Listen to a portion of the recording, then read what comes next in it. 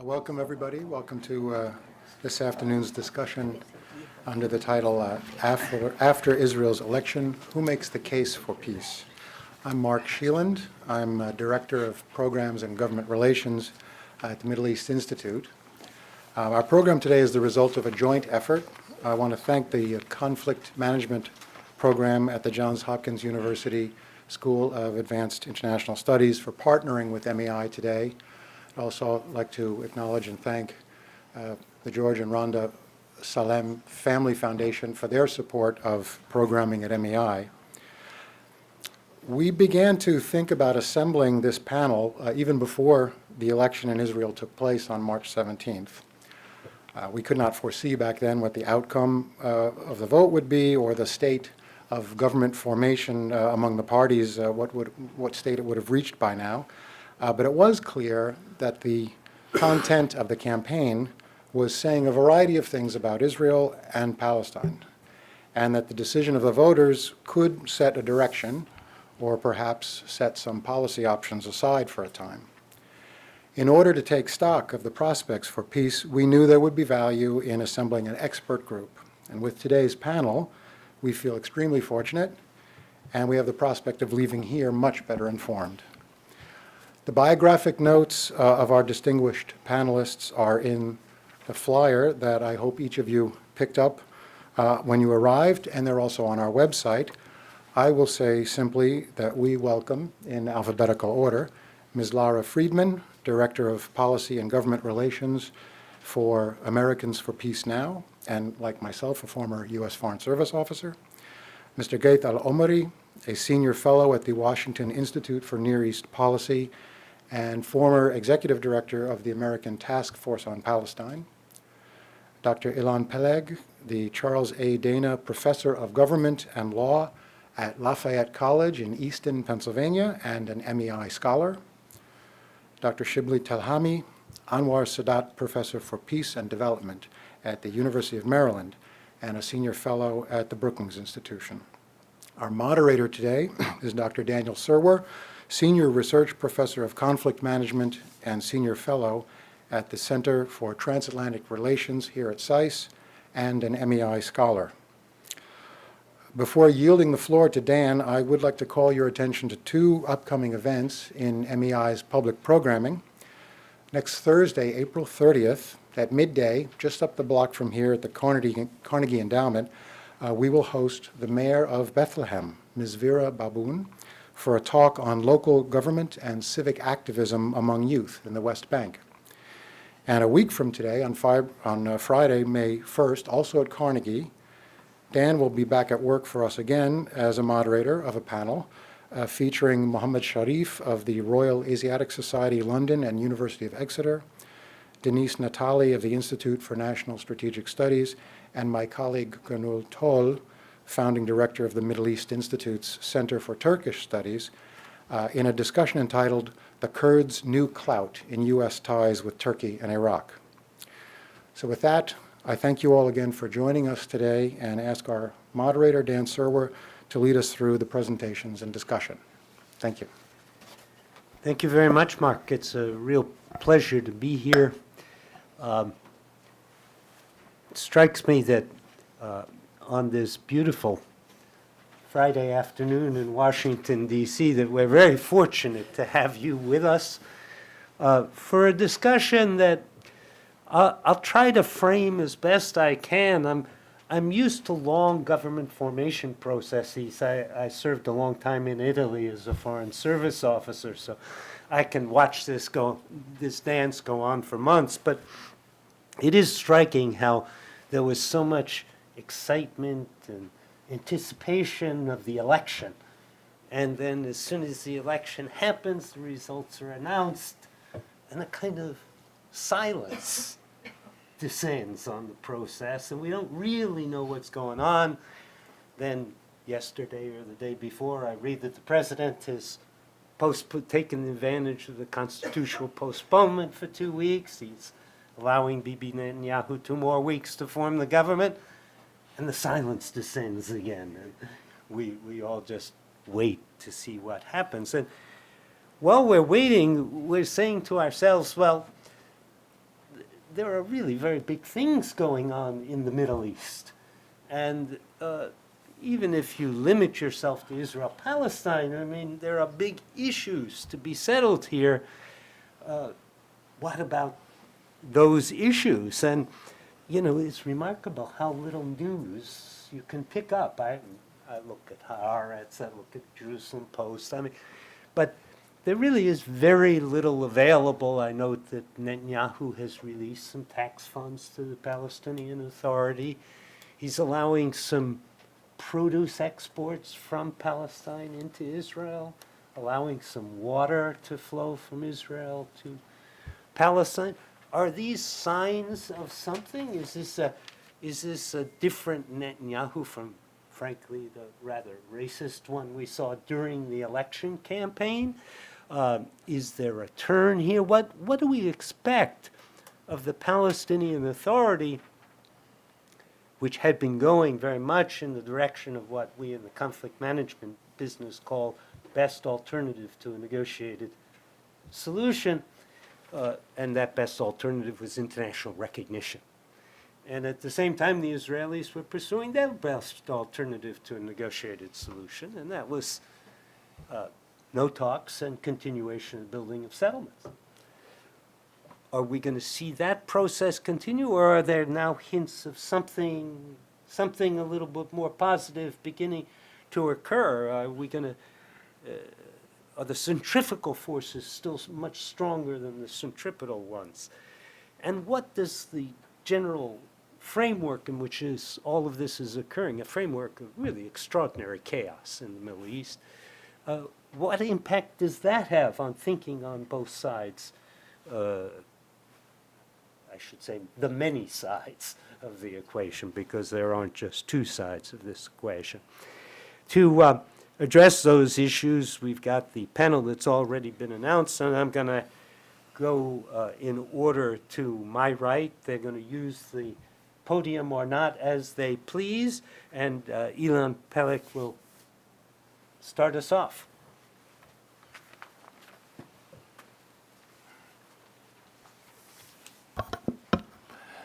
Thank you very much, and it's wonderful to see you all this Friday afternoon. I am going to focus particularly on the Israeli elections, and toward the end of my remarks, I'll talk a little bit about some of the implications, but I'll talk mostly about the elections and how we ought to look at them, what ought to be the interpretations, and maybe slightly mentioning also about the implications. So I would like to take you back several months and begin by arguing that the prediction regarding the Israeli elections of March 17th were very clearly that Netanyahu and his Likud party are going to lose. These were not only public surveys, but also the variety of parties holding their own internal surveys predicted very, very strongly a loss for Likud and for Netanyahu. I want to remind you some of the reasons for that kind of clear-cut predictions. Number one, and I will mention maybe 4 or 5 different factors. Number one, Netanyahu was in an almost unprecedented conflict with the White House. And we know that in the past, the Israeli public tended to penalize politicians who somehow did not get along with the White House, and particularly the president on a personal level. For example, the classic case is the 1992 loss of Yitzhak Shamir in a very close elections to Yitzhak Rabin, to the late Yitzhak Rabin. Okay, this was clearly a situation that Shamir did not get along with the White House. You had the issue of the $10 billion guarantees for loans, for White House settlements and so forth, and this actually cost the Likud the elections in 1992. So this was one factor working against Netanyahu to begin with. Second of all, the so-called peace process was practically dead in the water, and the prime minister was held at least partially responsible for that. So by behaving, if you will, the way he has behaved since 2009, I think at least part of the public, not only the left, but also the center, held him responsible, and Netanyahu felt, or thought most people believed, that he cannot gain any votes on the left, and of course, even on the center. Thirdly, in terms of economics, while Israel survived the worldwide economic crisis after 2008, 9, 10, and so forth quite well, socioeconomic gaps between rich and poor widened, and Bibi was held responsible by official committees in Israel, particularly, by the way, in the area of housing, where you have basically a housing crisis in Israel that people cannot afford to buy apartments. And so Bibi was accused for being responsible for that, and he even admitted before the elections a measure of responsibility for not being sufficiently sensitive and alert to this particular situation. Number 4, and very personally maybe, there has been for years a perception in Israel that the prime minister and even his wife were using their status for personal enrichment. And this was reported back and forth on Israeli television, in the press, and so on and so forth. And I think many Israelis believed in it. And finally, and above all, I think there was a very strong but very general, widespread, what I would call Bibi fatigue. And this Bibi fatigue was not only in the left, where you would expect it to be, and in the center, but even among many, many right-wingers.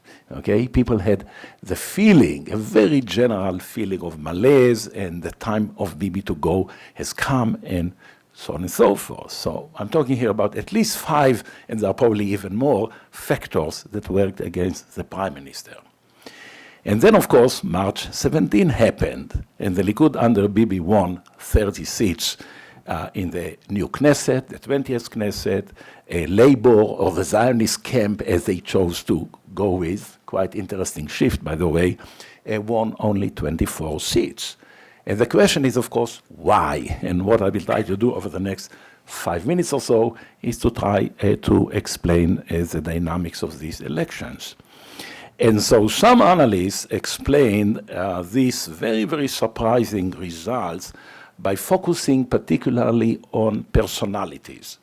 And the argument basically said that Bibi was a wonderful campaigner and a great orator.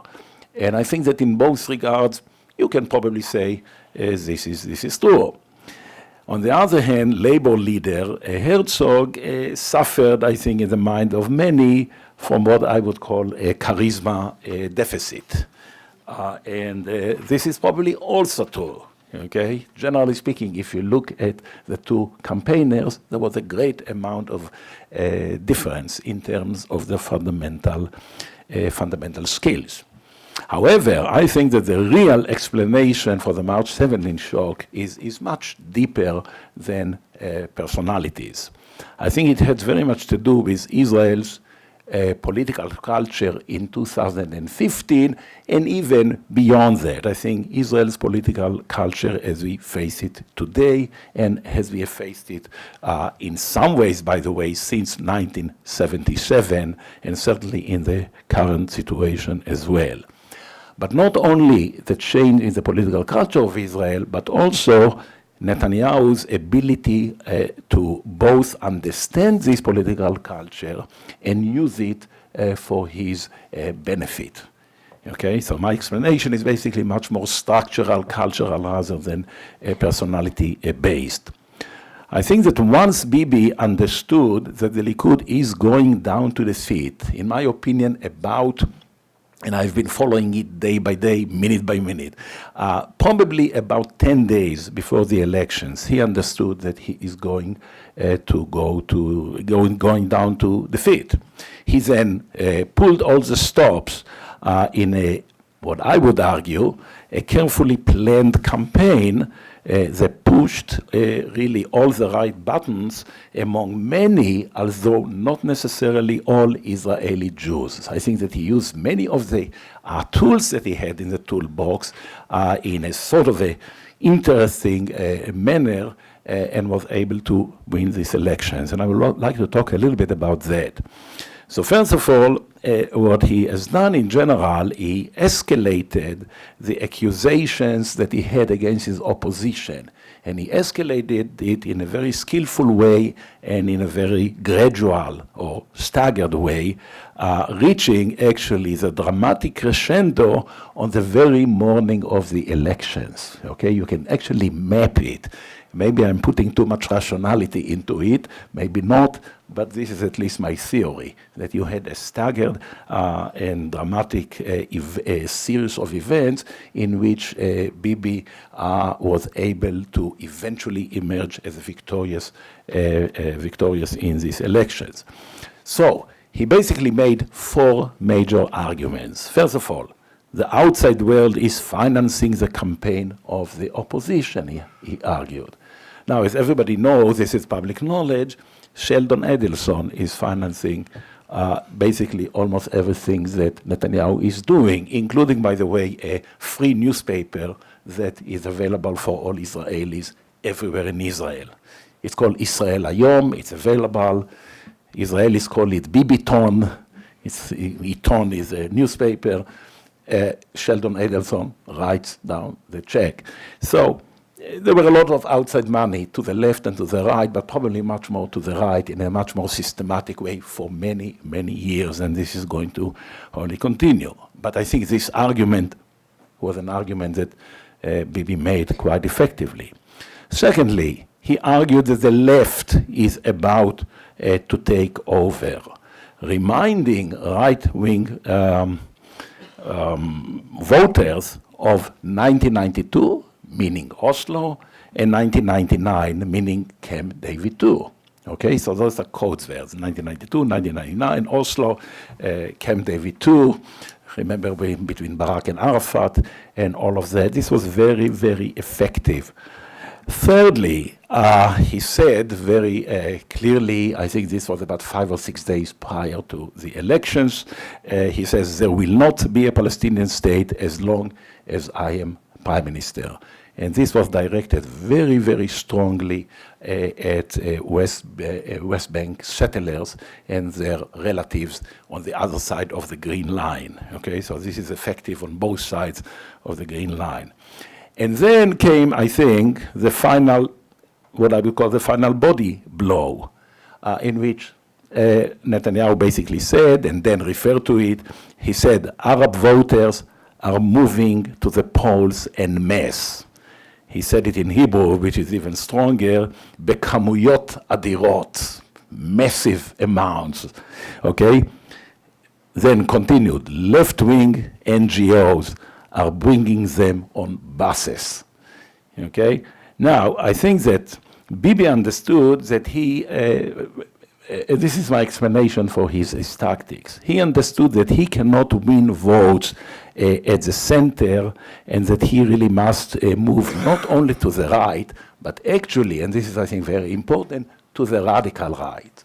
He actually used the kind of language that, you know, Avigdor Lieberman, for example, and other politicians of his sort have used through the years. Usually Bibi Netanyahu governed from a more centrist position and certainly did not use that kind of language, but this language was very, very powerful, speaking to the radical right voters. Now, because he did it, he was able to move, in my opinion, from maybe 23 or 24 mandates to 30 seats. In other words, raising his votes by possibly about 30% or so.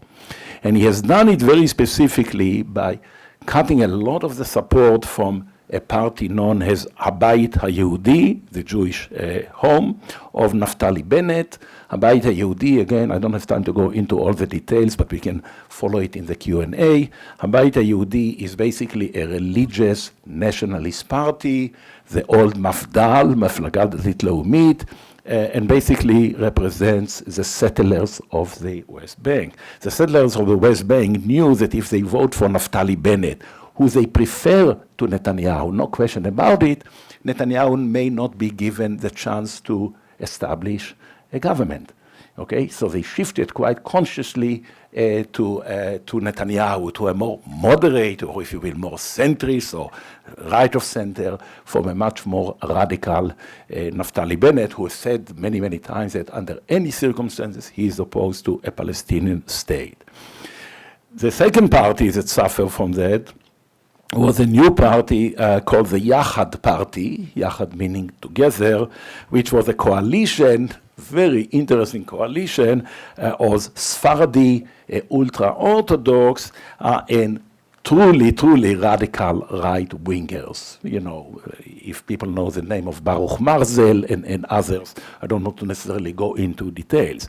Okay, by moving to the radical right, Bibi Netanyahu was really able to eliminate this party. This party never reached the threshold of 3.25. So all of these voters actually were moving toward Likud.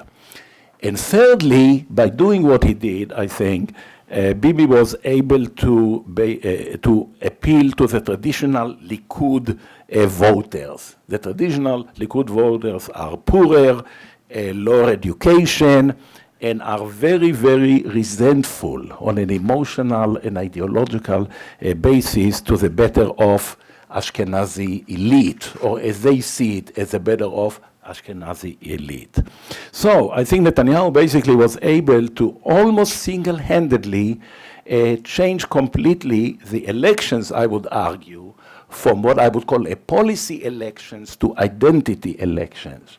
Okay, the question was not anymore what is the government going to do on housing, or what even is it going to be on settlement, but it was much more fundamentally identity elections, and he was able, I would argue, able to revive the old coalition of ideological right-wingers, the traditional Likud party, the traditional Cherut party, all the way from 48, in other words, Menachem Begin and others, the settlers, and the Mizrahiim, people of Middle Eastern descent and so forth. And he was able to bring this coalition again and to revive it out of nowhere. Now, my last issue that I want to touch on very quickly is what's going to happen next. And then already refer to some of the complexity of it. So basically you have two kinds of options. First of all, in all likelihood, we are going to see, and by the way, the 12 additional days that Bibi Netanyahu got from the president were not unusual. I think the Israeli horse trading after elections are very often taking, the first 4 weeks plus additional 2 weeks. So first of all, I think in all likelihood, we are going to see a narrow right-wing coalition of about 67 Knesset members. And this, I think, clearly means very, very deep diplomatic freeze and paralysis, which I think the country in many ways actually already suffered from, but I think this is going to be even a deeper kind of paralysis. Alternatively, there is a probability, I would say a very low probability in my opinion, for a national unity government with Bibi, for example, as prime minister and Herzog as foreign minister. Ironically, I think this would be somewhat more convenient for Netanyahu, since it will soften the image of the government in the face of possibly forthcoming problems. For example, Security Council resolution on two-state solutions, complaints in the international criminal courts, call for boycotts, all sorts of those kind of inconvenient situations may be softened if Labour decides to join the government, which, as I said before, I think is unlikely but possible. I would argue now, to end up my comments, that either way, if you believe that Bibi is ultimately the man of the status quo, meaning that he is deeply opposed to a Palestinian state, not only for security reasons or even political reasons, but that this is a fundamental ideological position that he has taken for a very, very, very long time. And I basically do believe in that. Then I think that basically either of this situation he can live comfortable with. He can live comfortably with a narrow right-wing coalition. He can live equally comfortably, even maybe more comfortably, ironically, with a national unity government. Moreover, I would say that if he begins with a right-wing government, which I think is going to happen any day now, and his policies somehow get Israel into real trouble with the international community, I think that he is sufficiently skillful as a politician to switch later on and to allow labor into his government. Okay, so I think that he is in a very strong position, at least from the perspective of his ideology. So I will end by saying that over the next 2 years at least, we should not expect any serious or significant change. I think the security cooperation between Israel and the Palestinians, and I'm not sure we are going to hear about it, may very well continue, and I think it should continue. I think we may see even some economic improvements in the territories, as we indeed have begun to see. We may even see some restraint in settlement activity. In other words, settlements will be mostly in the so-called settlement blocks rather than necessarily out of it. But I think I'll be very, very surprised if we will see anything beyond that. Thank you very much. Thank you very much, Ilan. Ghaith, Ilan has given us a very comprehensive view of what happened with Netanyahu and on the Jewish side of the political equation. But there was another side to this political equation this time around. The Arab list did very well. Give us an idea of what's going on there. All right, thank you very much. Before I start my presentation, I just want to point to a point that you mentioned, which is the regional complexity. I'm not going to go into it, but Palestine could never be understood, in my view, without looking at the region, and it's more so today. Today, I think the regional issues tend to actually maybe even overwhelm some of the domestic issues that I will deal with. However, I will, as I said, focus my comments on what I was asked to talk about, which is one, the Palestinian reaction to the elections, and two, what are the options right now that the Palestinians have.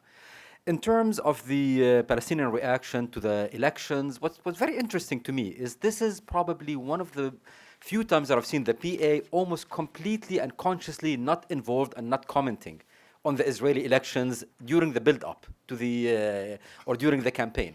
Usually what you would see is the Palestinian president meeting with some members of Labor or Meretz or something, or giving interviews to the Israeli TV. None this time. And in my view, this is due to two reasons. One being, I think there was a sentiment, and not only among the Palestinians. We saw it, for example, in the US and Europe. A sentiment that if you go and criticize Bibi, or if you endorse the center-left, you're actually empowering Bibi this way.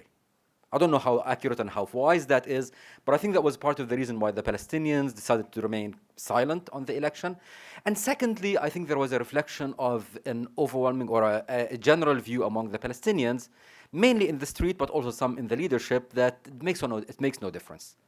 Labor, Likud, we've both negotiated with both, and frankly, we got nothing except settlements. So there was a sense, and there was a distance from the Palestinians. Of course, it's, however, you should expect, as one does, that the Palestinians would have been happier had Labor won. Labor did not win. Netanyahu won the elections, and this, from a Palestinian point of view at least, has precluded any possibility for a return to negotiations. Negotiations were never popular with the Palestinians to start with, but with Bibi, I think there is no chance right now for a return to negotiations. Even if we end up with a unity government with the Zionist Union, I don't see this happening. One of the things that I heard repeatedly from Palestinian negotiators during the last round of negotiations is them describing the dynamic between Tzipi Livni and Itzik Molcho, who were leading that negotiation, whereby they felt that Livni who represent center-left, was completely irrelevant. And I think this is one of the lessons they took, and I don't think they're willing to go into a new negotiation with the Israelis, even if you have Herzog as foreign minister. So, with the absence of negotiations as an option, what is, as you mentioned, what is the Palestinian BATNA? I think the Palestinians realize that BATNA is the best alternative to a negotiated agreement. I think the Palestinians are realizing right now that their BATNAs are lacking a B. They have no good options right now when it comes to their diplomatic strategies. And before I go into this in more depth, I would only point out that as we look at the Palestinian diplomatic strategy, we have to keep in mind that as much as we're seeing actions that are aimed diplomatically, they're also grounded in a desire of the Palestinians to manage the domestic scene. So when they go to the Security Council and otherwise, they're doing that not only for diplomatic reasons, I would argue sometimes not even for diplomatic reasons, but to show their public that they are doing something. It's a domestic political management. When it comes to this, all of the options that I think the Palestinians have right now are problematic, to say the least, from their perspective. One thing that we will see the Palestinians continuing to do is more of the same of what we've seen them before, the low-intensity ones. So they will continue seeking bilateral recognition from some European states. We will see them maybe joining some international treaties. I don't think we'll see them joining too many UN agencies because they don't want to trigger US defunding of the UN agencies. But they will do more of these things. The problem with these things is that they have lost, domestically speaking, they have lost their traction. The Palestinians were glued to their TV screens when Abbas was speaking to the Security Council or to the General Assembly. Everyone's going to just shrug when the Palestinians joined WHO or FAO. These no longer are attractive from a kind of a political point of view. We're left with the big guns, the ICC and the Security Council. With the ICC, I think the Palestinians are realizing that they've gotten the political dividend that they had from joining, yet right now things are a bit more complicated. In my own view, they'll go very, very slow on the ICC, partially to avoid a strong reaction from Israel or the US, but also partially with a desire to preserve the last bullet. Once you use it, it loses its effectiveness. So I will see a slow, very slow approach when it comes to the ICC. With the UN Security Council, I mean, that's the interesting one. This is the talk of the town here in Washington these days, a UN Security Council resolution with parameters on a permanent status. I think this is a case where the Palestinians are realizing that they should have been careful what they wished for. And we saw this playing out in December of 2014. On the one hand, the PA and the PLO wants to be seen as going to the Security Council and taking action. This shows a degree of agency. On the other hand, I think the Palestinians are very uncomfortable in terms of what a Security Council resolution would look like. Because even at the best scenario, what the French were proposing, for example, back in December, the Security Council resolution will have issues that would be very difficult for the Palestinians to accept. For example, reference to a Jewish state. And no matter how softly you play it, by reference to 181 or something, it will continue being problematic, security arrangement, no right of return, all of these issues. So I think on this one, we will see that the Palestinians might approach the Security Council resolution, but will not actually seek to get one that defines parameters, assuming, of course, and that's a big if, that such a resolution could pass the Security Council as it stands today. There is a possibility, though, still, that the Palestinians might approach the Security Council for a resolution about settlements, and that actually might even be one that will get consensus in the Security Council. But by and large, I think there are no good diplomatic options for the Palestinians. I would look at two things as I look at the next phase, how the PA is going to approach it. One are the issues that I think Dan mentioned, some of the small developments on the ground, and I agree with Dan and with Ilan that we will see probably more coming from Israel in terms of facilitation of life on the ground. And in my view, these are actually good, and these might be the only thing available right now, but these have to be looked at with a major caveat. These might buy us some time, but they are no replacement for a diplomatic process, and we don't really know how much time they will buy us, and they will continue to be, how shall I say it, they will not deal with the basic fragility of the situation. They might stabilize a bit, but they are not the silver bullet. I will look also at domestic Palestinian developments, and I think this is where the interesting things are going to be happening. And I would look at issues, and I would be very telegraphic here. The issue of security cooperation, which the PA in my view, is very interested in, continuing, yet there is a lot of public pressure against it. Public pressure that I must say has been fanned by some elements in the PA itself. So they're in some ways victims of their rhetoric. I would look at the issue of unity, or more national unity, or more accurately, the issue or the lack of national unity. What became very clear after the last round of this current unity government, that national unity is impossible to achieve. How will Palestine start looking after this realization? Are we going to see further entrenchment, even formalization of the split between the West Bank and Gaza? I would look at Fatah itself. The Fatah movement, will it be able to re-energize itself? Will we have the 7th Fatah conference? Would the results of the Birzeit elections of last week, where Fatah for the first time lost, are we seeing a new trend? I think this is one of the big issues, and we're seeing very vocal rumblings within Fatah itself. The issue of Gaza reconstruction. Can it be done? And if not, are we waiting for the next Gaza war? And how this is going to play out on the West Bank theater? And I would look at the issue of the PA health itself. Is the PA viable? I don't think the PA will dissolve itself, yet we are seeing the PA becoming more and more vulnerable. Can it reinvent itself through restarting the process of reform? Or are we already seeing the steady decline and erosion of this organization? And finally, I would look at the wild card.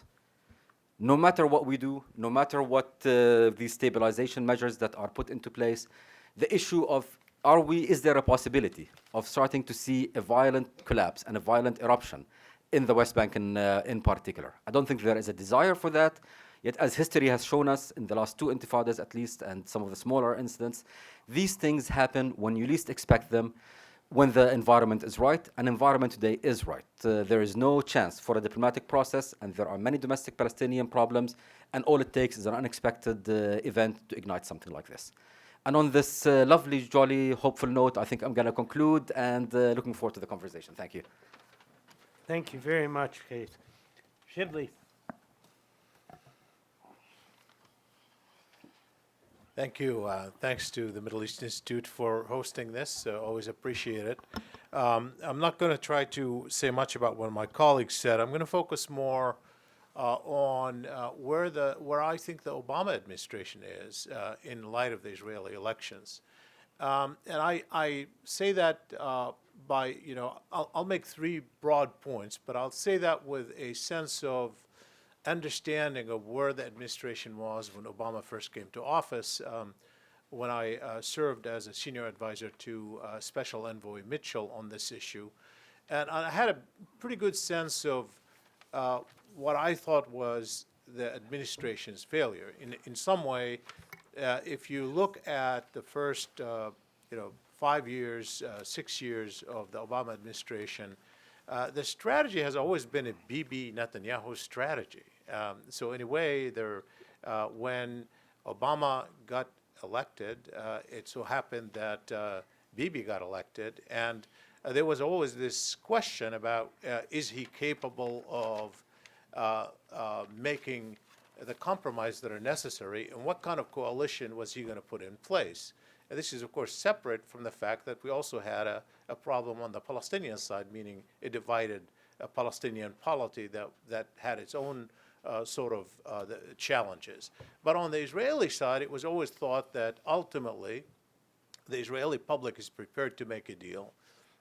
If the Prime Minister of Israel puts a coalition together that supports it and was prepared to make the right compromises, he can get the public on board. And so you can argue that the administration basically started initially not knowing whether he's capable of doing it or not.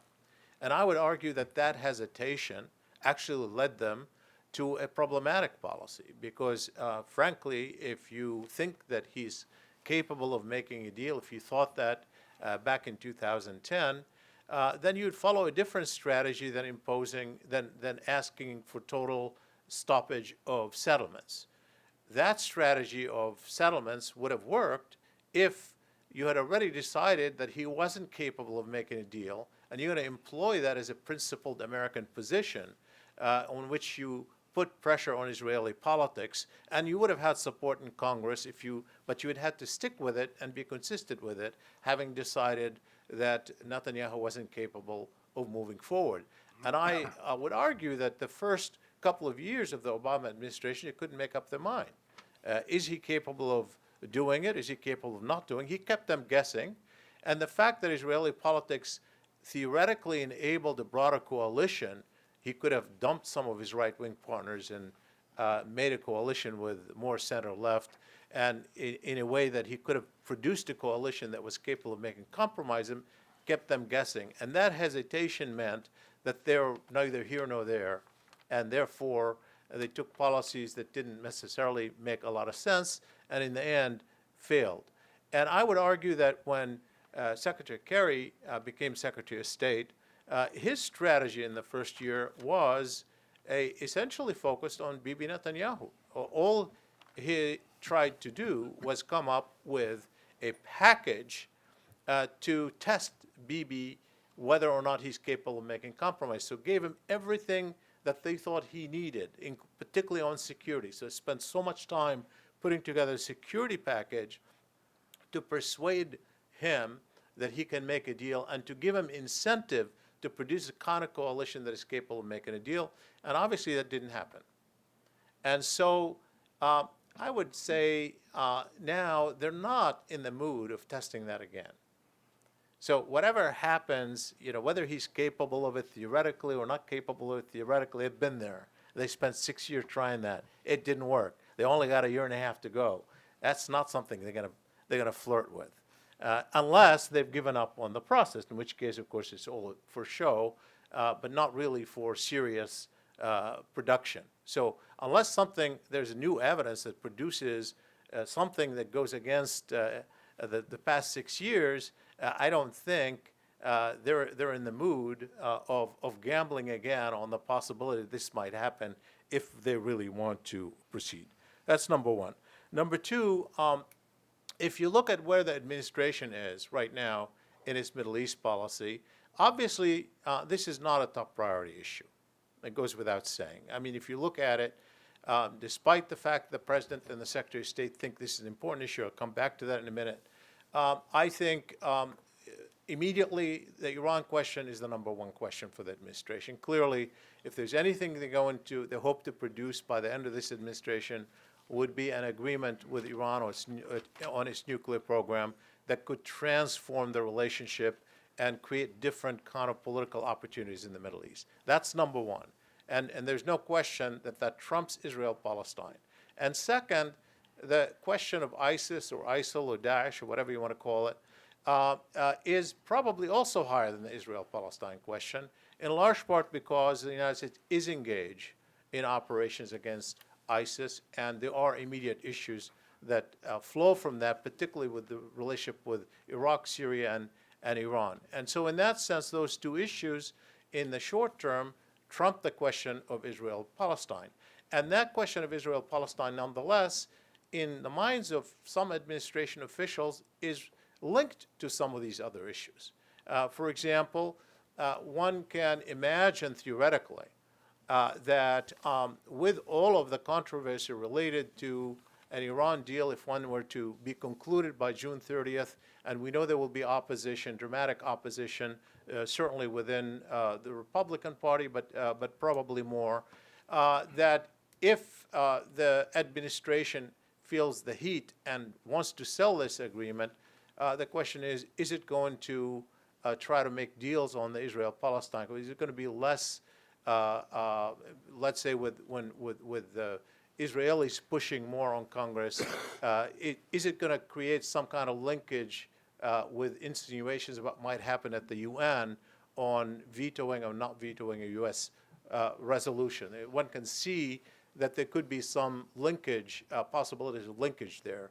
The other kind of linkage is the sort of linkage that Secretary Kerry talked about during the Gaza war, about the belief that an eruption of Israel-Palestine plays into the hands of ISIS. He got attacked when he insinuated that there's a linkage between those issues.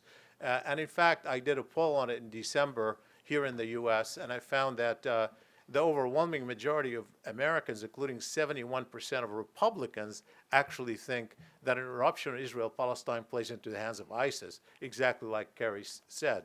So you have those kind of indirect linkages that could play into the picture of influencing the priorities both negatively and positively, but that's only as a corollary to those bigger issues, unless you have something that happens on the Israel-Palestine front, like a new Israeli war with Hamas in Gaza, or a militarized intifada, or something of that sort, or again, more likely, facing the possibility of a new UN resolution at the Security Council, where the U.S. is forced to decide whether it wants to support it, abstain, or veto. And that's something, obviously, that is likely to play itself out. So I'm going to come to the third point related to this. I happen to believe that despite the fact this is no longer a major national security priority for the United States in the short term, it really is important to the President of the United States and Secretary Kerry. I think there is you can make all kinds of arguments about why they think this issue is important, but they think it's important. They fundamentally believe that Arab-Israeli peace is an American national interest. And I think that they fundamentally believe that the two-state solution is the only one available to the United States in the foreseeable future. And I think they fundamentally believe that time is running out on the two-state solution. And so I would be shocked, despite of all that I said about the prioritizing, if Obama leaves office without finding another round of trying to do something related at least to preserving the two-state solution in his mind. I would be surprised if he doesn't try to do something, given all of the opportunities that he may have. And so what options would he then have if that were to be the case? Obviously,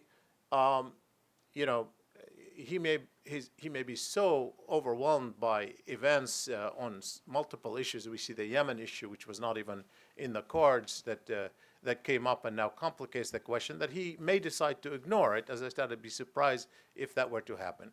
But would he then try to reconvene another set of negotiations, or would he decide to take the other path, which is to try to preserve the two-state solution through international law and international institutions, whether it's through encoding Palestinian Strait to Security Council resolution, or taking allowing firmer action on the settlement issue. And I say, taking that position, not necessarily as an American-led resolution. The question, of course, is whether the U.S. would simply abstain when France or somebody else presents resolutions of this sort. It's unlikely the U.S. would lead a resolution like it under any circumstances. And I want to say just a couple of things about that. One is that, yes, I think that is certainly conceivable. I think it's very possible that the administration may come to a point where it will find it tempting to support or at least abstain when resolutions of this sort take place at the Security Council. And working for the administration is the following. In the polling I have been conducting here in the U.S., there is considerable support for the administration policy if it were to proceed in that way. For example, when you ask the American public whether or not they want the U.S. to veto a UN resolution on the Palestinian State at the Security Council, only a quarter of the American public says yes, and fewer among the Democrats. When you take a position on the settlements, I think you find broad opposition to settlements across party line. One of the few things that Americans actually agree on across party line is opposition for settlements.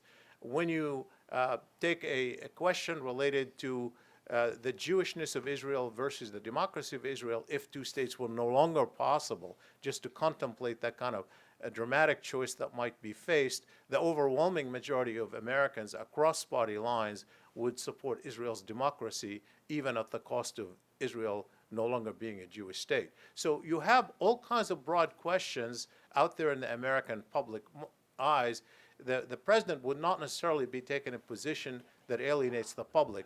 More importantly, in the polling that I and everybody else has been conducting over the past several months, there is a huge party divide on Israel-Palestine. Certainly among Democrats and Republicans, and independents tend to lean more toward the Democrats than to the Republicans on this issue. And that party divide actually shows that there's a huge gap between Democratic members of Congress when they take positions on this issue and their constituents. And there is no gap between Republican members of Congress and their constituents on this issue. And for that reason, if somebody were to take on a Democratic president or a candidate who may acquiesce or support a UN resolution, there will be hardly any backlash in the constituencies in the primaries of the Democratic Party. This, of course, is not likely to be an issue that is going to be central in the primaries Democratic Party, since it's not a top priority issue. The only time it would become central is if we do have some kind of an eruption in the meanwhile that puts it on the front burner of our discourse, or if in fact there is an action like a Security Council resolution that members take positions on, which is possible, maybe even likely, between now and the primaries. And that could ultimately make this issue an important one, or at least I wouldn't say an important one, but it makes this an issue in some of the primaries on the Democratic Party, not so much on the Republican side. So therefore, I think the president really does have options if he wants to proceed in the last year and a half on this issue, including ones that would mean internationalizing this issue and preserving, in his mind, the two-state solution, because I don't think there is a major barrier, at least at the public level. There is in the Democratic side of Congress. He'd put members of Congress in very uncomfortable position. We've already seen that on Iran, and that would certainly happen if we have a tension like that on Israel-Palestine, but it wouldn't happen at the grassroots politics. Actually, the grassroots politics of this would be more on the president's side than members of Congress' side. Thank you very much. Thank you, Shibley. Lara?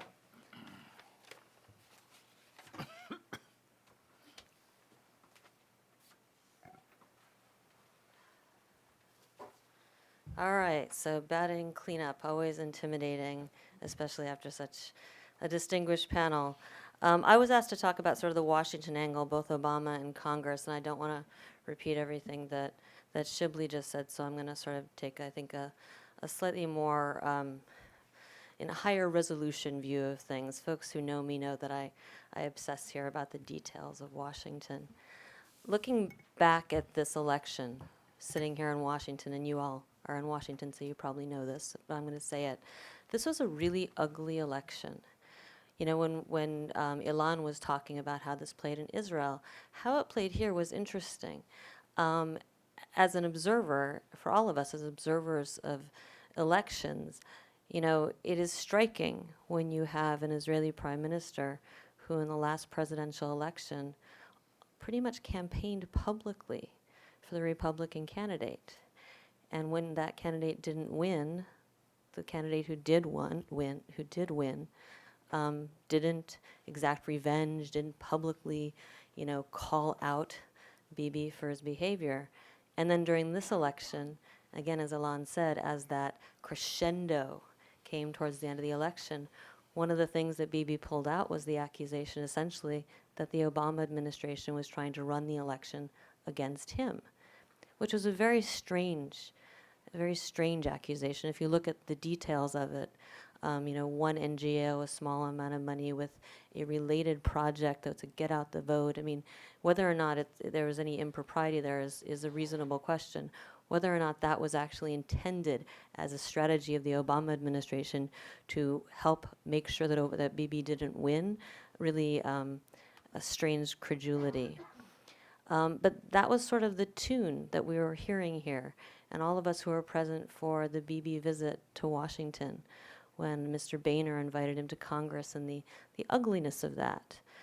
It really is extraordinary to see a relationship between Washington and Jerusalem, which for this many years has been characterized in a very public way by contempt on the part of the Israeli Prime Minister, and by a great deal of public patience, but a narrative, which everyone understands, of tremendous impatience and clashing personalities, which underscores it. So we get to this election, and Bibi wins, and the question I was asked to address, one of them is, well, what was the response from Congress and the Obama administration? And, and also the question was, what is the situation with the whole the partisan breakdown here with after the Boehner fiasco or debacle? And I think that I'm trying to think of a very almost a diplomatic way to say this. I think that a lot of this still is yet to play out, but I think a lot of this we already know how it works. The desire in Congress is very clearly to not have a crisis over this. So we saw during the Bibi visit, we saw tremendous frustration in Congress. And we saw some of that come up after the Bibi election, where quite remarkably you saw, I don't remember how many members of the House, I think it was 40 or 50 members of the House, led by Jerry Nadler, a Jewish member, signing a letter expressing concern with some of the more racist anti-peace statements that Bibi made during the election campaign. And that was extraordinary. Does that mean there's a shift in Congress to be tougher on Bibi? Absolutely not. For anyone who's watched my tweets or read my reports over the past couple of days, or there's been a little bit in the news, what Congress has done in the past 2 days is move legislation backed by AIPAC, consistent with the Bibi-Likud approach, which is essentially protecting settlements from pressure. It's legislation that adopts 100% Netanyahu's view, which is settlements equal Israel. Pressure on settlements is exactly the same as pressure on Israel. If you boycott settlements, it's just like boycotting Israel. And last week we had the foreign minister of Israel essentially equate that to Nazis. And that's what Congress is moving this week. They've attached two pieces of or I'd call it pro-settlement legislation to major trade legislation that this administration strongly supports. So that's where we are. Are we seeing a major rift with the administration? A friend of mine, actually I'm trying to remember whom tweeted it, someone I know tweeted this week that if you're waiting to see if there was a rift and if the rift was going to require Israel to move their very problematic, let's say controversial ambassador Ron Dermer back to Jerusalem and send somebody new. Well, we have the answer to that now because Vice President Biden went to Israel National Day at the Israeli embassy and said lots of really, really nice things. We're like family. We disagree sometimes, but fundamentally we're on the same page. So we've made peace. Now, what does this mean going forward for the Obama administration's policy? And again, I don't want to repeat things that Shibley has said, but sort of in higher resolution. And I spend a lot of time talking to folks in the administration, trying to get some sense of where they are and hopefully push them in directions that I like. But I mean, right now they've actually launched a reassessment. That's a formal process. They're saying we are reassessing, which by the way is something that Congress is very unhappy about. This is not a time to reassess, we are told. This is a time to double down and back Netanyahu on everything. But regardless, they are holding firm that they are in a period of reassessment. My sense talking to folks in the administration about what that reassessment means is they have absolutely no idea what they're going to do.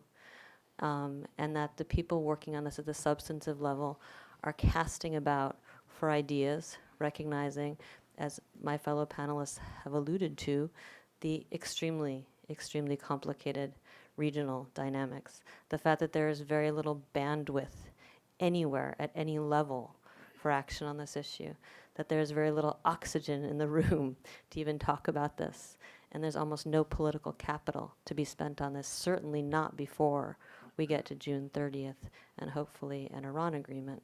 After that, who knows? Do we see action on a Security Council resolution? Maybe. Do we see between now and then, or even after then, some other effort at a gimmick? There are folks in this administration, there's folks in every administration who like the idea that we can do this on the cheap, that there's some way to do a consequential U.S. policy that maybe will give a legacy to this president that's based on some gimmicks. Maybe, I would point to former Ambassador Dennis Ross's, 14 points in the New York Times. Here's things we can do short of negotiations that will reaccredit a peace effort in the two-state solution. I profoundly disagree with him. I think those points will do the exact opposite. But those are the sort of things that I think get weighed at times like this reassessment. In terms of actual immediate action, though, and everyone I know is asking this question, I don't think we're going to see anything consequential before June 30th. I just think that's not possible. There's no ability to move that. And if Europeans decide to force the issue, I think they're going to find not any real help in Washington. I think it's just not possible. After June 30th, we'll see. I'll tell you one thing, and I think I'll leave you with this. We were given relatively short time to speak, and I actually timed myself that way. The conversations I've had with people in the administration recently on this, no matter what questions we're discussing, whatever ideas are being bandied about, every conversation or every point ends with, at the end of the day, this will come down to Obama. This is above my pay grade. I hear that every single conversation I have with anyone at any level, particularly at the higher levels. And I think that's important. And it speaks to something that I've said previously when I've talked on panels like this, which is, there's a reason why a lot of us in this room, certainly people in the peace camp, I'm part of the Jewish peace camp, there's reasons why we haven't still lost hope, even in this administration, even though the track record is not extremely one that gives a lot of optimism. But we haven't lost hope for the same reason that the folks on the right are not backing down, in fact, are doubling down in their antipathy and their offense against this president, which we're seeing on the Hill this week, which we're seeing in all of the statements warning the president off. He should not dare consider, lifting the shield at the UN. We're hearing a lot of that. And they're worried about him for the same reason that the rest of us are still hopeful, which is we all believe in our hearts, and maybe we need to give this up, but we're not ready to. We all believe that the president actually, if he has his druthers and does what he believes is right, will do something consequential and serious that will make a difference in a positive way towards Israeli-Palestinian peace. We saw him do it on Cuba. Everybody said, well, nothing can be done now, we're working on Iran, and suddenly we had Cuba in addition to Iran. If you had said to me, what issue domestically is nearly as difficult for Obama to touch as Israel-Palestine, I would have said Cuba. Well, there you go. So there are reasons for some optimism if you believe that's really what's in his heart. But at this point, whatever's in his heart, I don't think we're going to see any of it until after June 30th. And in the meantime, events on the ground continue apace. Ilan referred to potentially less settlement activity, more restrained settlement activity under Netanyahu. But I want to make clear, it's all relative. I think there will be less settlement activity in Jerusalem under Netanyahu this time around because he's used up pretty much everything there is to do that's not absolutely radioactive, a red line where the international community will go berserk. We have basically E1 and Ghaith Hamatos left. Otherwise, it's just some tiny things. And as far as the West Bank, for those who want to suggest that building, in and around the blocks is somehow less problematic than building in the far reaches of the West Bank, I would urge people to take a very careful look at where the difficult elements of a peace agreement are going to be. It's not going to be about do we or do we not evacuate settlers who are located in the middle of Palestinian populated areas in the heart of the West Bank. That's easy. That's the no-brainer. The hard part is going to be the blocks, which are ever expanding. And the question is, how big are they going to be? And how are they going to be attached to Israel? And every new unit that is built in the settlement blocks makes that harder. So I strongly push back against the folks here in Washington and my colleagues in Israel, my friends in Israel, who want to suggest that somehow it's okay as long as we're restricted to the blocks. This is going to be problematic. And it's not clear to me that this administration has any more ability or intention to stand up to Bibi on settlements than they've shown in the past 6 years. I do notice that we have a number of European diplomats in the room, which raises the question, and this was not asked of anyone on the panel, but the question of how will this next 2 years be different as Europe in particular, but the international community increasingly embraces its role in resolving this conflict, or at least in standing up to policies that are really destroying the two-state solution. So I'll leave it at that. Thank you. Thank you very much, Lara. Let me offer, first of all, thanks to the whole panel.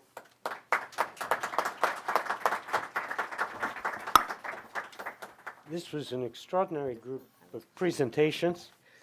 I think we heard quite a bit of pessimism, a strong Bibi Netanyahu in command of the electorate, very good command of his electorate.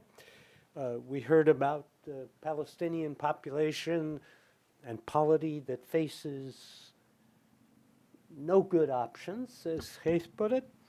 And we heard about the history of the American efforts, and Shibley left the door open. There was a crack, not so much of optimism, but of possibility there, that the president would make one last try. And I think Lara, in her own way, confirmed that idea that he might make one last try. I guess if I were summarizing what's been said so far, I would imagine that one last try might be somewhere in the Security Council rather than in renewed negotiations, but we'll leave it to the administration's reassessment to decide on that. We have a few minutes for questions and responses. Please. Stand up, please. There'll be a microphone because we're recording. And please do identify yourself first.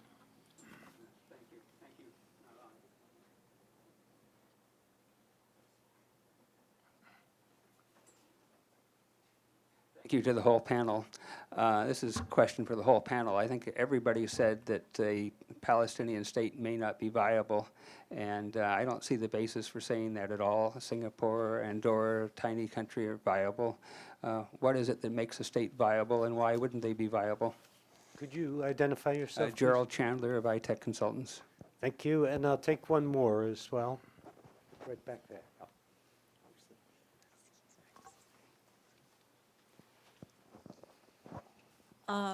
This is to anyone that feels qualified to answer it.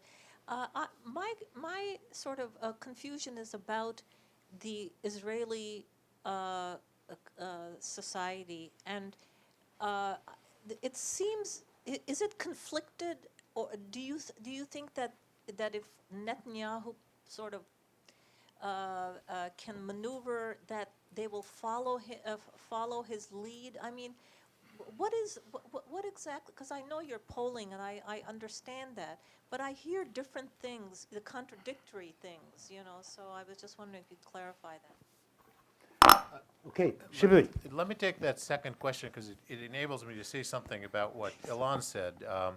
Ilan said this was about identity politics, not issue politics, which is exactly what I said actually on the NewsHour on the day of the election. And I agree with that, but where I don't so much, my analysis differs a little bit, is that there was no surprise in the breakdown of the Israeli elections at all, from right to left, not at all.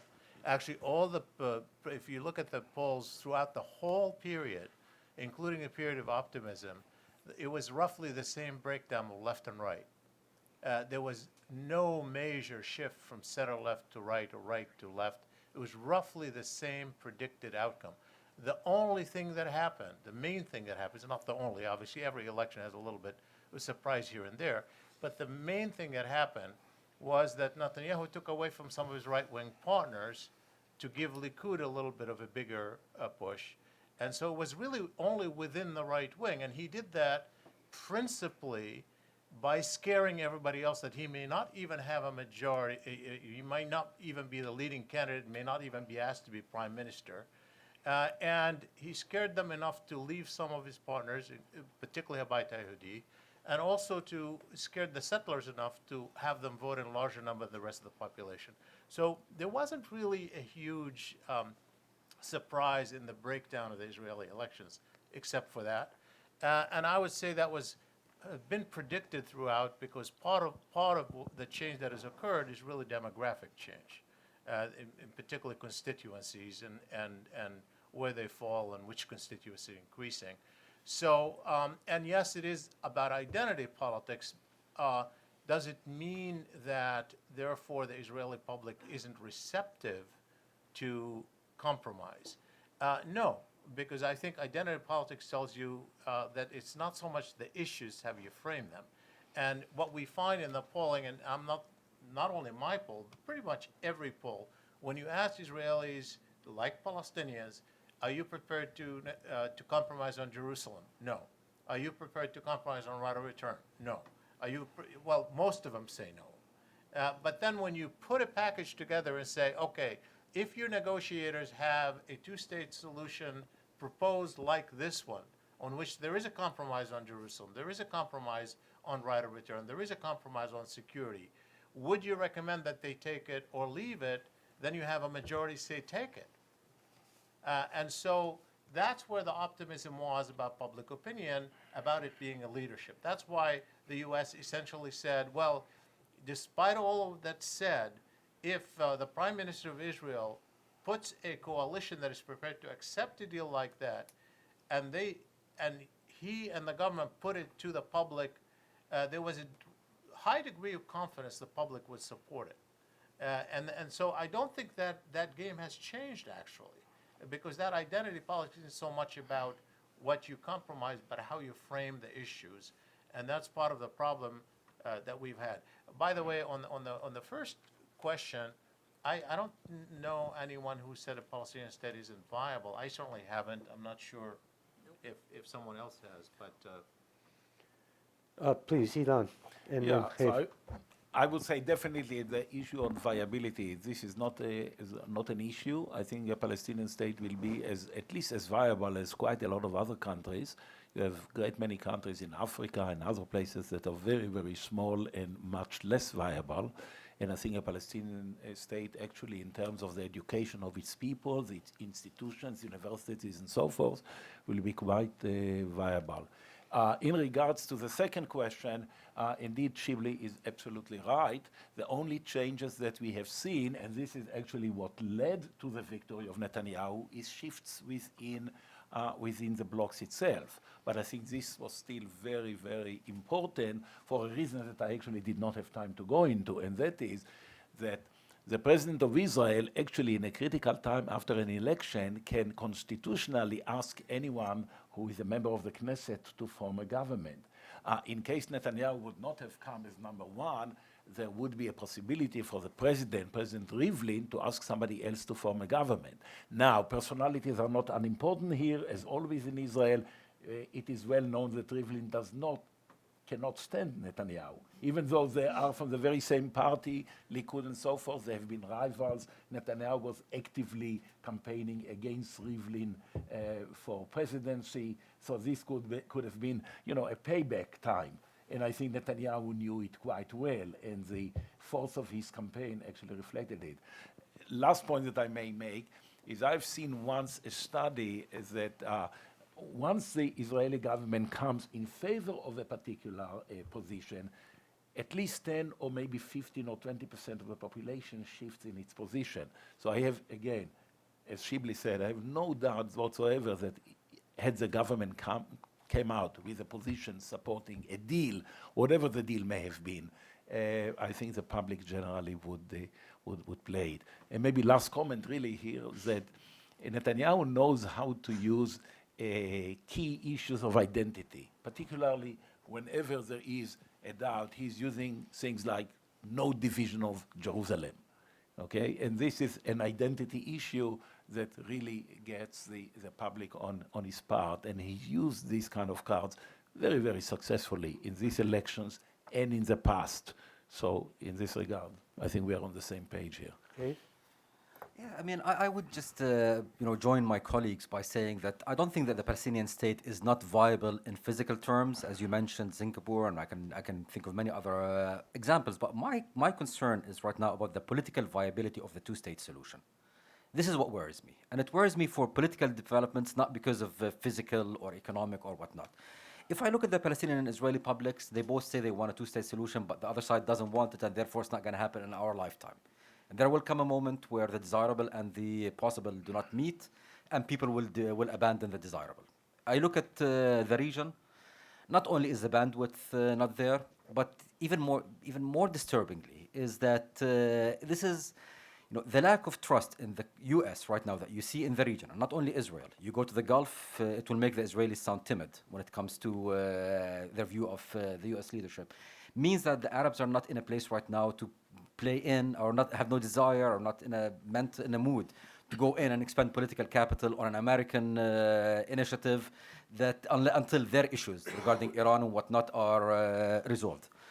I look at the U.S. and I'm less optimistic than the two of you. This is not an administration that so far has, in my view, shown much of a desire to take big, risky steps. And, they talk about June 30th. I suspect that we will not have a deal by June 30th, and this will be dragged on. And we'll have another issue. We're seeing just delays, and the can is being kicked down the road. Finally, I would just maybe quick comment, and I'm not going to delve too much into it, is the issue of a UN Security Council resolution. I'm worried about it. Substantively, I'm worried about it.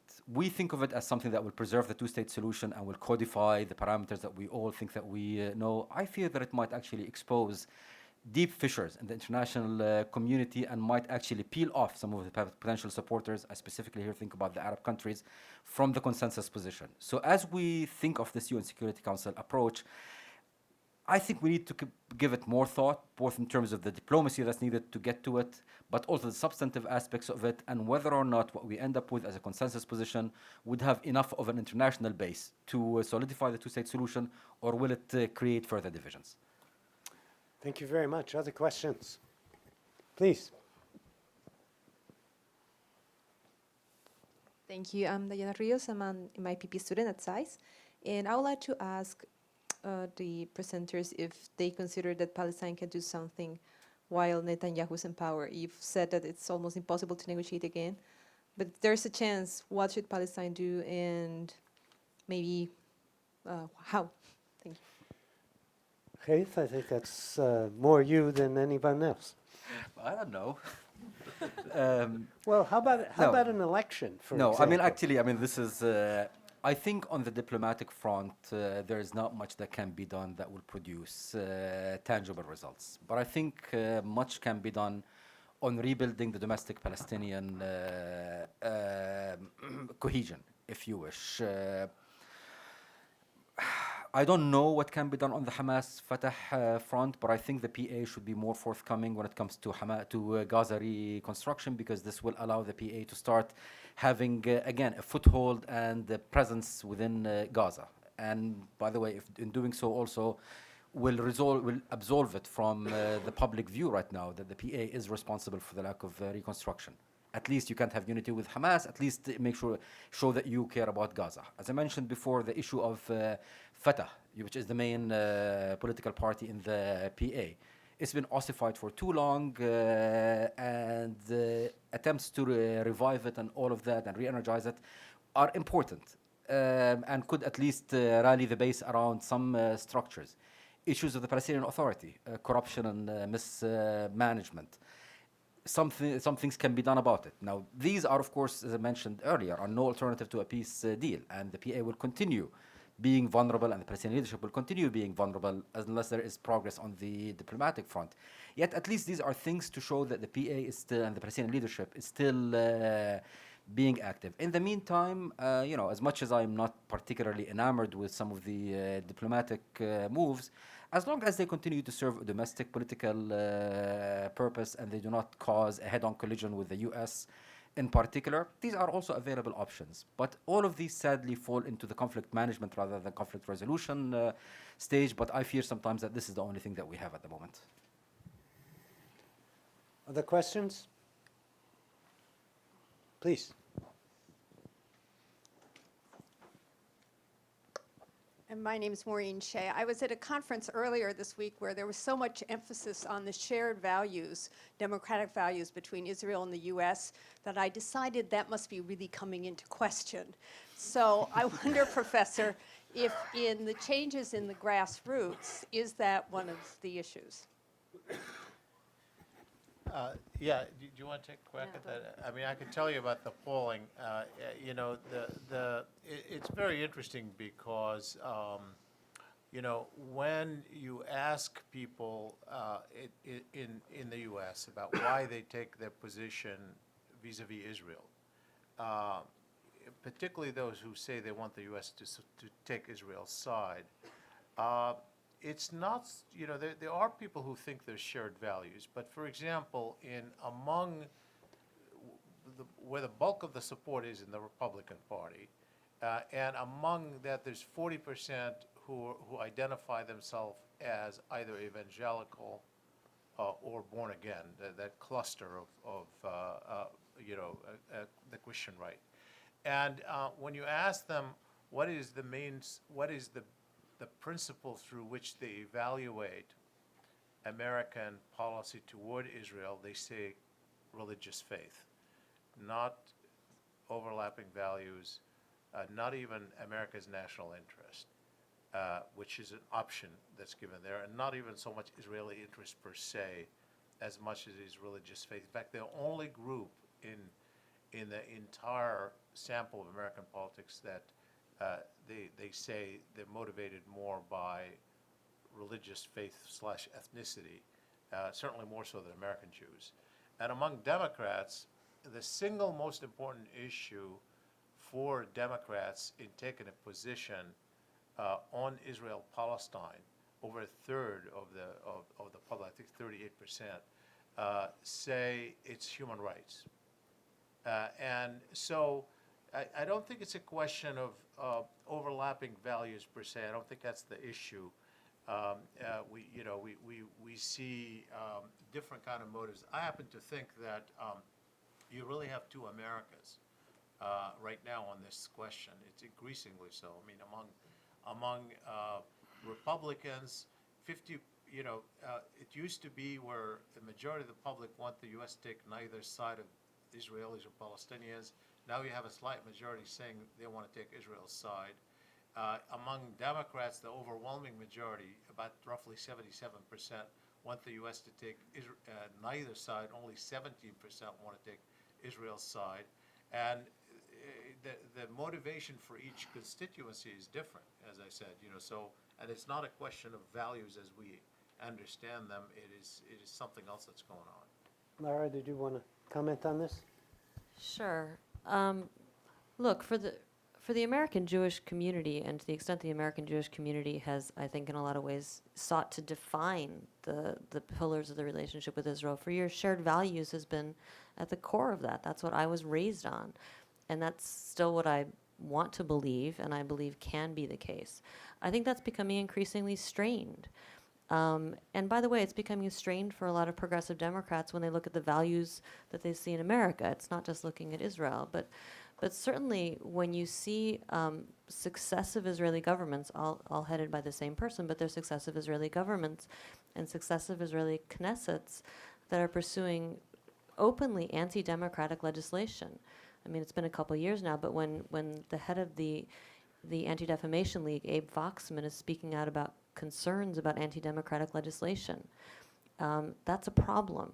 And it makes it harder for American Jews to explain, why, no matter how tough things are, we really are basically the same. Israelis and Americans, we share values, we share love of history and pluralism, all that. Last week the Israeli Supreme Court upheld a law that essentially criminalizes boycotts targeting settlements, which is extraordinary. If you're an Israeli, it doesn't criminalize boycott. You can boycott anything you want. You can't call for boycotts targeting settlements. You can call for boycotts for racist reasons. You can call for boycotts for misogynist reasons. You can call for them for almost any reason at all. As one person said, you can call to boycott cottage cheese over its price, but you cannot call to boycott cottage cheese because it's made in a settlement. That seems pretty overtly anti-democratic. And it's very hard to explain, which is, I think, why you see things like what's happening this week in Congress with this anti-boycott legislation, where you find people sort of conflating things. So boycotts against settlements are now conflated with anti-Israel activism that is openly anti-Semitic, and therefore it's all the same and it's all anti-Semitism and like Nazis. Because that's easier, because the details are much, much, much more problematic for folks whose support for Israel really is, yes, it's grounded in, yes, the Jewish state, the return of the Jews to their ancestral homeland, blah, blah, blah. But it's also very much grounded in and always has been explained by these shared values, which are very much strained right now. Ilan? Yeah, only one sentence because we're running out of time. Shibley said that there are two Americas, there are also two Israels. And the Israeli political system has been debating for decades, and this is now as intensive as ever, as to whether Israel is Jewish or democratic. And Israel has defined itself, particularly over the last 25 years, as Jewish and democratic, so that many Israelis, and probably Netanyahu will belong to them, emphasize the Jewishness, or supposedly the Jewish elements. Others define it as more democratic. And this is a debate that shows you the diversity of the Israeli political system, which is at least as divided as the American one. I'm going to have to bring us to a close. In doing it, I'll make one personal remark. I've heard enough American diplomats and politicians appeal to shared values that I never want to hear it again. And my frustration with it comes down to this. You can wave your hand about democratic values all you like. It's when it comes down to doing something that we tell whether you and I have the same values or not. And it's common enterprise that's important. It's not only verbal commitment to common values. It's common enterprise that is the willingness to do something together to resolve a problem that really shows whether we have common values or not. And I think the jury is out on that subject. I want to thank you all very much. It's been a very rich discussion on a very beautiful Friday afternoon, and we're grateful to all of you for participating in it and to the panel for leading us through a difficult and complicated subject. Thank you.